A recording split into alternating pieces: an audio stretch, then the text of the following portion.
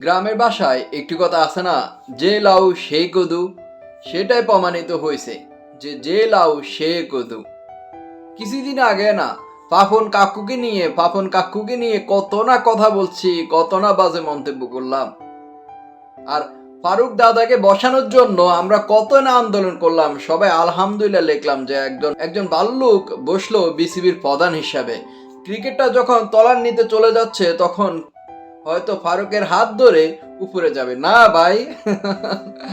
ভুল ধারণা 120 কোটি টাকা, 120 মানে ভাবতে পারেন, 1 টাকা 2 টাকা 1 কোটি 2 কোটি নেই, 120 কোটি টাকা আত্মসাৎ করে ফেলছে মাত্র 2 থেকে 3 মাস। মাত্র 2 থেকে 3 মাসের মধ্যে 120 কোটি টাকা সে এদিক সেদিক ব্যাংকে ডিপোজিট করে এম অক্ষর দিয়ে মনে হয় এমডি মনার কাছে ট্রান্সফার করে দিছে। হ্যাঁ প্রিয় দর্শক, এখন সামাজিক যোগাযোগ মাধ্যম সরগরম 120 কোটি টাকা বিসিবির প্রধান ফারুক সাহেব আত্মসাৎ করে ফেললেন।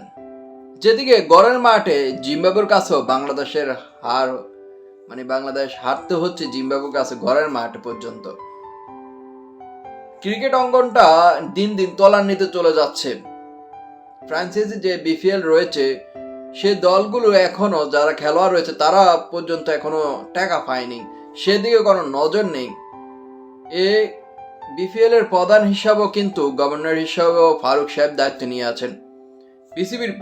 বিসিবির বেশ কয়েকটি কমিটির দায়িত্ব কিন্তু তিনি নিজেই রেখে দিয়েছেন, এখনো বিন্যাস করে দেননি।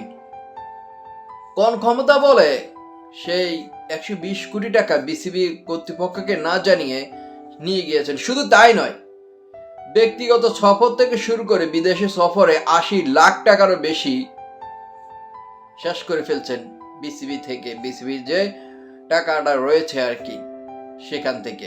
সে কিছুদিন আগেও বাইরে সফরে থাকার সময় 2 দিন অতিরিক্ত ব্যক্তিগত সফরে ছিলেন, তার টাকাও কিন্তু এই বিসিবির ফান্ড থেকে নিয়ে গিয়েছেন, শেষ করে দিয়েছেন।